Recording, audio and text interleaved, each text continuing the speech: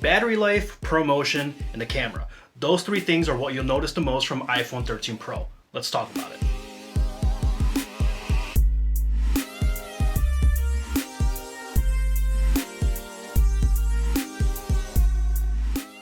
Hey, Danny with the DMGT here, coming out of left field with your music, gaming, and tech content. iPhone 13 and 13 Pro launched about a month ago and I got my hands on both, a graphite 13 Pro Max for myself and a pink 13 for my wife. While this video will mostly focus on the 13 Pro Max since that's the one I've been using every day for the past month, I'll point out some of the major differences as we go along, but for this video I want to focus on real life day-to-day usage as a video editor, content creator, prosumer, or just someone who enjoys tech and new gadgets and wants to know what that experience will be like from that perspective. You can find plenty of very good videos up by now if you want raw performance and benchmark numbers, but if you're looking for an idea of what it actually does in the day-to-day setting, this is the video for you. Let's quickly talk about the design. I'm happy that Apple has basically killed the trend of trying to make all their devices as thin as humanly possible, sometimes at the cost of performance and functionality. That trend started changing a couple of years ago with iPad, Macs, and that continues with iPhone 13 and iPhone 13 Pro. These are ever so slightly thicker than the 12, but you honestly won't be able to tell much of a difference besides not being able to use your old phone case.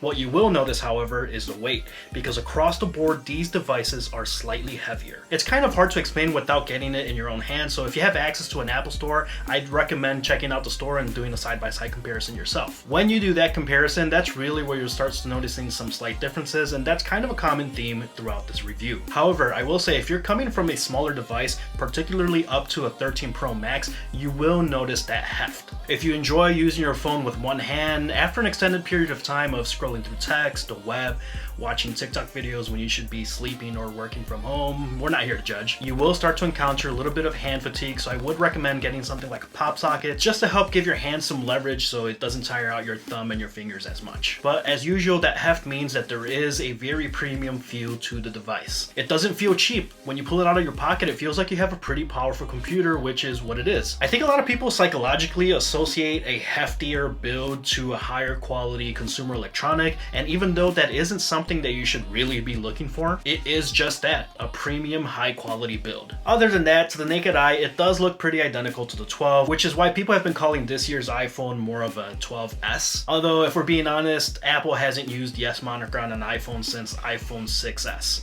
Try saying that a bunch of times. All this heft doesn't come without purpose. The battery life is improved across all iPhone 13 models, but by and far, the king of battery life is iPhone 13 Pro Max. Apple did spend a decent amount of time celebrating the battery life on iPhone 13, and honestly, they got it pretty right. In my month or so of usage, there have been days where I have forgotten to charge my phone, and with some light video editing, video consumption, normal usage, I've gone to bed and woken up the next day with about 30 and 40% give or take remaining on my battery life, which is plenty to get you through a commute and even up to lunchtime before you kind of need to borrow someone's charger. No, really, the battery life is so nice that there have been moments where I think to myself, oh no, I think it's time to charge my phone. I pull it out of my pocket and notice that I have plenty of charge left. I think when you consider that you probably will have some days of some relatively light usage, you can probably even pull a full 2 days without needing a charge. That kind of lines up with the 28 hours of video playback or 25 streamed and 95 hours of audio playback. On the Mini, you're probably looking at more like a day, and on the baseline maybe a day and a half if you really push it, although that's still pretty convenient considering that they're smaller batteries compared to the 13 Pro. It's a smaller power efficiency over the 12, but I don't think anyone's going to complain about an additional hour or two of battery life. Cool, so some more battery and a roughly same looking phone as the 12.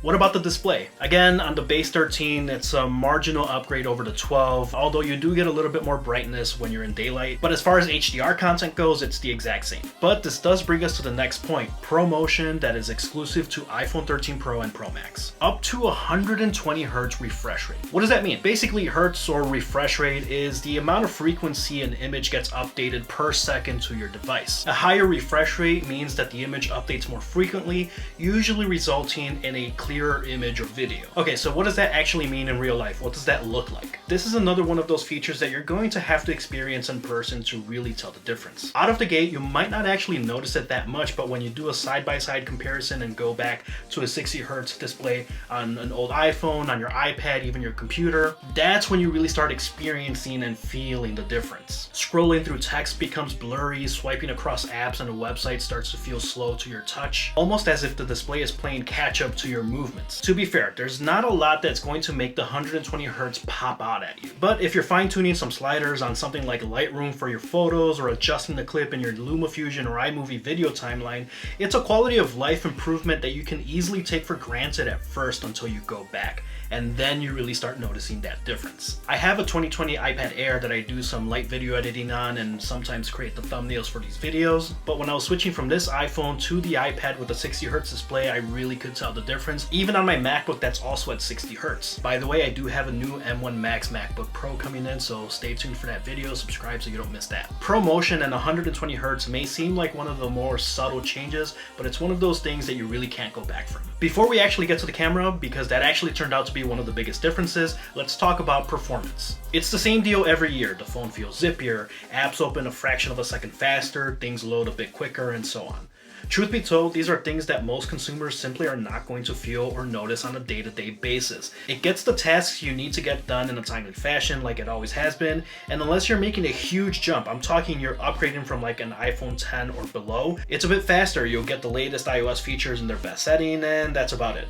I don't want to get too ahead of myself here, but once you start doing some heavier workloads on your phone, such as photo editing, video editing, even some gaming and 3D rendering, it's no secret by now that Apple Silicon is the real deal. My iPhone 12 Pro and iPad Air were already outperforming my MacBook Pro in terms of video editing render time, timeline scrubbing by a significant margin, even though I do still prefer to use Final Cut. But if you're on the go and sometimes I want to edit videos I shoot for YouTube Shorts or TikToks directly on my phone, it's incredibly well performant. It's an improvement and you get a few seconds back on normal video and photo editing, but if you're looking for performance for these tasks in particular, it's a marginal upgrade, hence the S memes about iPhone 13. That is, until you get to the camera on the Pro. Don't get me wrong, the cameras on the base 13 are nice, but unfortunately I didn't have a 12 to compare the 13 video to, although you're probably fine to stay on iPhone 12 if you enjoyed that video camera. You can look at almost any video comparison by now, and when we're talking about the base 12 versus the base 13, the differences are minimal at best. Now, the move to sensor shift stabilization instead of lens stabilization is nice for the 13 for taking moving shots, as I mentioned,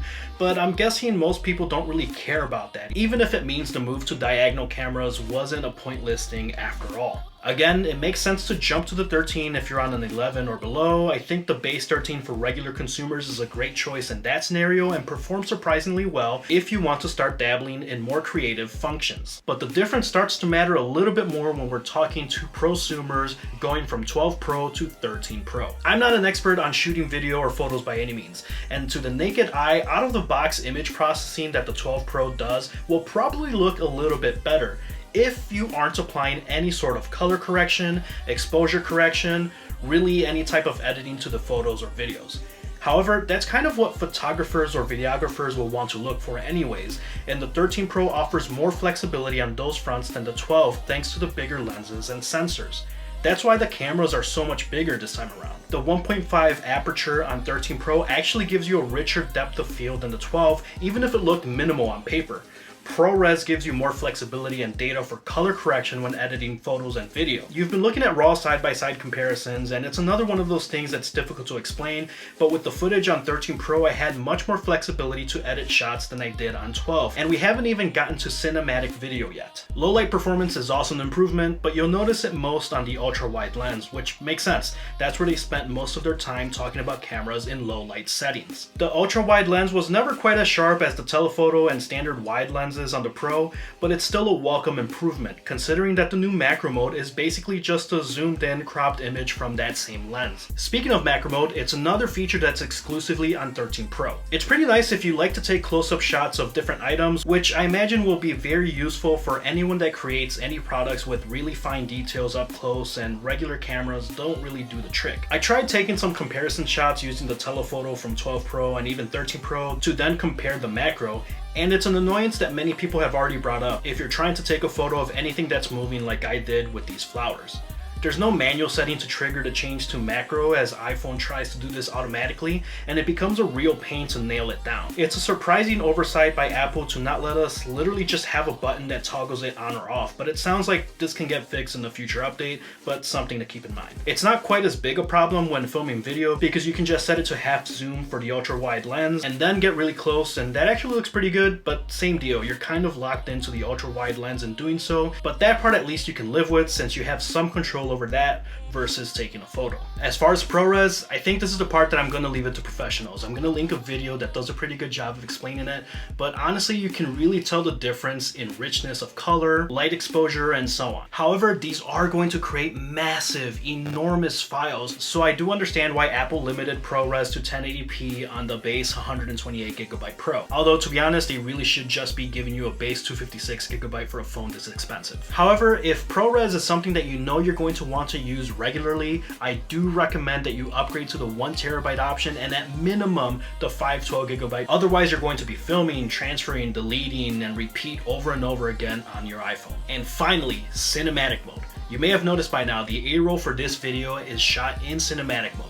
It's locked to 1080p at 30 FPS, so there really isn't any flexibility on that front, although I did upscale this entire video so the 4K footage that you saw up to this point are as accurate as possible. If I'm not mistaken, it's pretty much using the same technology as portrait mode, using the LiDAR sensor to kind of gather depth of field and object data in your surroundings in order to track a subject and then provide that improved depth of field. The coolest part of that means that in post, you can actually adjust the focus intensity or even what subject is being focused on.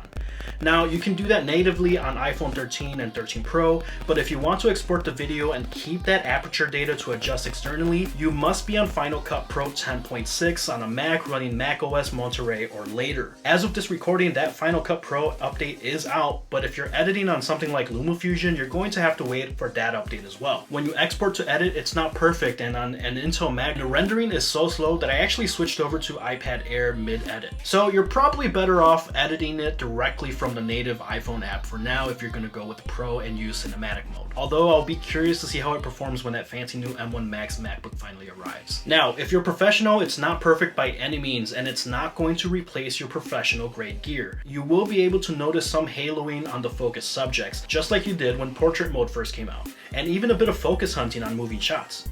However, Apple did provide the ability to lock focus, and you can do some of that movement manually. So for someone like myself that wants to add flair to their videos, this is going to help provide a bit of a better cinematic experience to their content.